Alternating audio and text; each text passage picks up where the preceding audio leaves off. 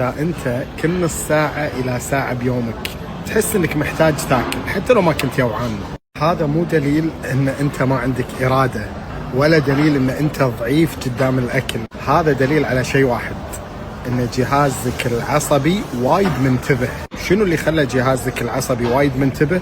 ممكن تفكير وايد، ممكن تفكير زايد، ممكن تفكر بمشكلة، ممكن في شيء مضايقك، وايد أمور تؤدي إلى أن جهازك العصبي يصير شغال على أقصى قوته. وطول ما أنت تاكل ترى أنت قاعد تهدي جهازك العصبي أو قاعد تخدره مؤقتا. هذا السبب اللي يخليك تروح حق الأكل، لأن الأكل يساعد في تهدئة جهازك العصبي. فهني وبهالحالة لا تعتمد على الإرادة، لأن إرادتك ما راح تفيدك.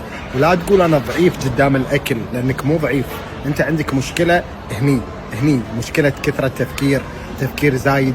يمكن ذكائك الزايد مو قاعد يسعفك، مخلي جهازك العصبي شغال أقوى شيء. طيب شنو الحل؟ الحل أنك تهدي جهازك العصبي.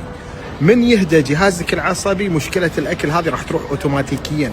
شلون تهدي جهازك العصبي؟ انك تشغل مخك. المشي يعتبر من الرياضات اللي تشتت الافكار. ليش؟ لان انت لما تمشي تشوف يمين يسار، واحد مار صوبك، هذا يشتت مخك عن الافكار السلبيه.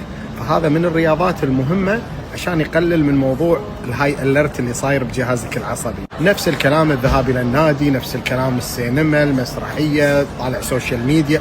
المهم تسوي شيء يشتت انتباهك عن المشكلة اللي انت قاعد تفكر فيها او عن التفكير الزايد. وعلى فكرة ترى هذا الشيء ما يصيب الا الناس الاذكياء. ليش؟ لانه يفكرون بكل مشكلة من كل زواياها. فتذكر الحين اذا انت انسان مهم بالاكل، تاكل بسرعة، ما تعرف تسوي كنترول على نفسك، المشكلة مو بارادتك، المشكلة ان جهازك العصبي وايد منتبه وبس. واضح؟